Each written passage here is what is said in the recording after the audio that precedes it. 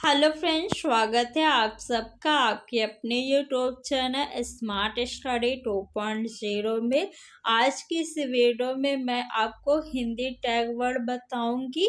इस वीडियो में मैंने जितने भी टैग वर्ड्स लिए हैं वो आपके अभी तक जितने भी पेपर हुए हैं उन सभी का एनालिसिस करके लिया है और ये आपके पेपर 1 और पेपर 2 दोनों के लिए है। तो आप लोग इस वीडियो को ध्यान से देखिएगा क्योंकि ये वीडियो आपको सीटेट एग्ज़ाम पास करा देगी। आपको पता है कि सीटेट में हिंदी में 30 प्रश्न पूछे जाते हैं, जिसमें से 15 प्रश्न जो है आपके पेडागॉजी से पूछे जाते हैं और 15 प्रश्न जो है आपके गद्यांश और काव्यांश से पूछा जाता है। पेपर 1 में 15 प्रश्न, पेपर 2 में 15 प्रश्न, यानी टोटल कितने प्रश्न हो गए? 30 प्रश्न हो गए। इस वीडियो को आपको कम से कम 2 बार ध्यान से देखना है और उसके बाद आपको प्रीवियस ईयर 10 प्रैक्टिस सेट लेना है या प्रीवियस से जो क्वेश्चन पेपर आए हैं वो 10 लेना है और हिंदी की जो भी पेडागॉजी के क्वेश्चंस है उससे इसमें बताए गए टैग वर्ड की हेल्प से सॉल्व करना है। अगर आपने ऐसा कर लिया तो मैं आपको पूर्ण विश्वास दिलाती हूँ कि 30 में से 25 प्रश्न आपके हिंदी पेडागॉजी के 100% सही होंगे एग्जाम में। तो आपको इतना काम करना है, इस वीडियो को 2 बार देखना है, उसके बाद 10 प्रीवियस ईयर पेपर को सॉल्व करना है इस टैग वर्ड की हेल्प से।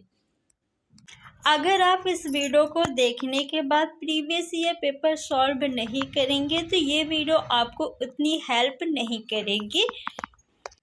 तो पहले हम पॉजिटिव टैग वर्ड देखेंगे। अगर आपसे क्वेश्चन में पूछे कि निम्नलिखित में से कौन सा सही है जब पूछेगा तब आपको इस टैग वर्ड को देखना है ऑप्शन में। इनमें से कोई भी टैग वर्ड आपको ऑप्शन में दिख जाए आप उसी ऑप्शन को टिक करेंगे, यानी वही ऑप्शन आपका उत्तर होगा।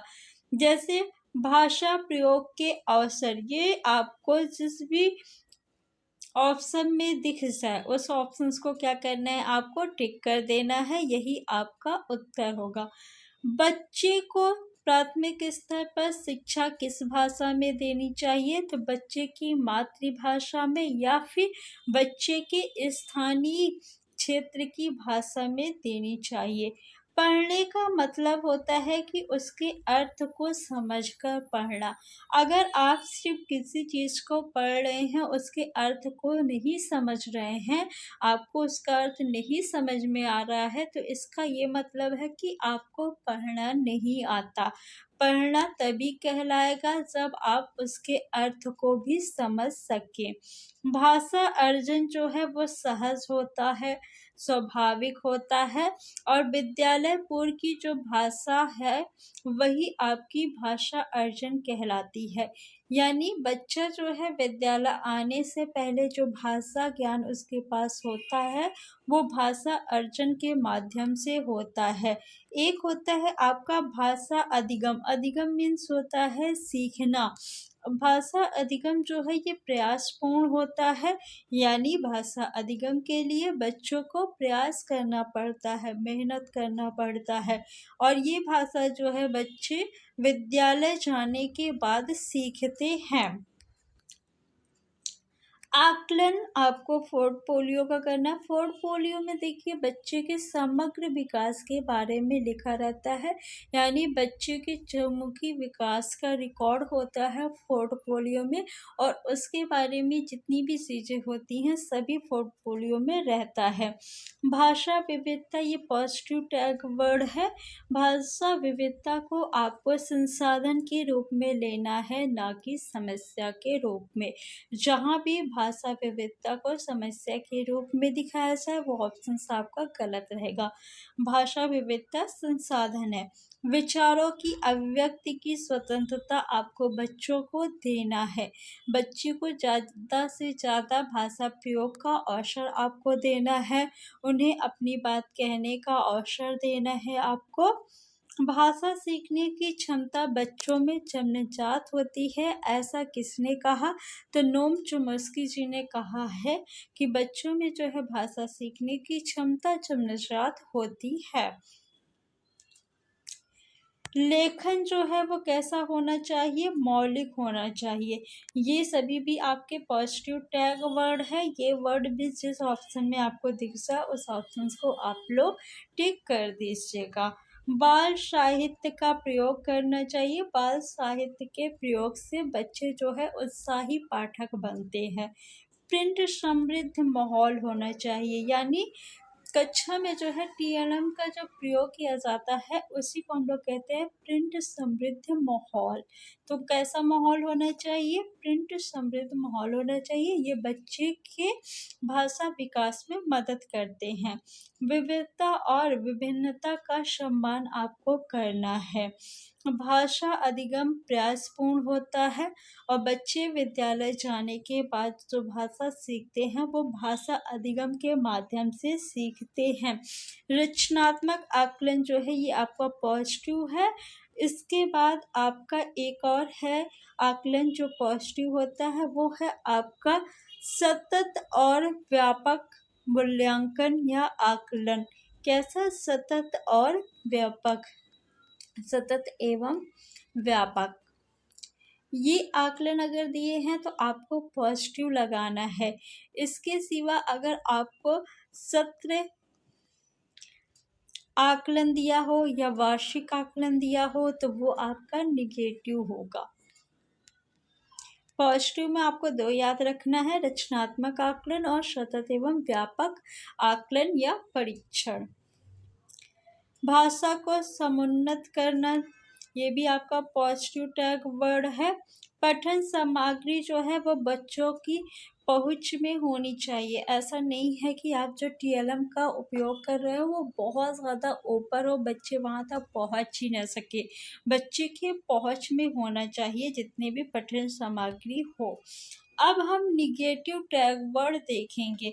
जैसे किसी ऑप्शन में आ जाए केवल, सिर्फ, मात्र, ये शब्द जिस भी ऑप्शन में आ जाए उस ऑप्शंस को आपको क्या करना है? गलत कर देना है। अगर क्वेश्चन में दिया है कि इनमें से कौन सा सही नहीं है, तब आपको जो निगेटिव टैग वर्ड है ये जिसमें दिख जाए उसको सही लगाना है। और अगर क्वेश्चन पूछे कि निम्नलिखित में से कौन सा सही है, तब आपको इन टैग वर्ड वाले यानी जो निगेटिव टैग वर्ड है ऐसे ऑप्शंस को गलत कर देना है। केवल, सिर्फ, मात्र, ये क्या है? निगेटिव टैग वर्ड है। मानकीकृत, ये क्या है? निगेटिव टैग वर्ड है।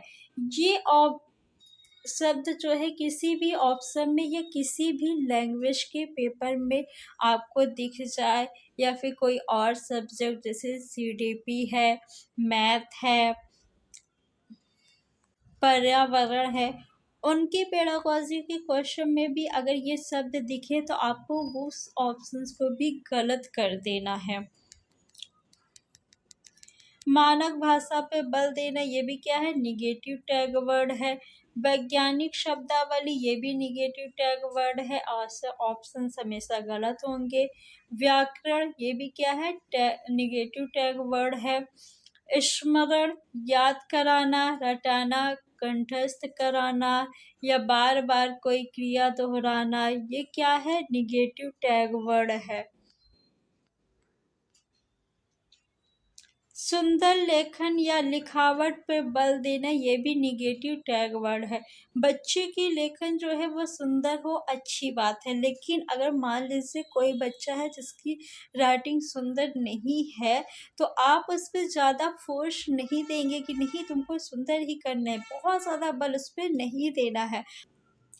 पाठ्य पुस्तक पर बल देना, आपको पाठ्य पुस्तक पे ही बल नहीं देना है, बच्चों को भाषा प्रयोग का अवसर भी देना है।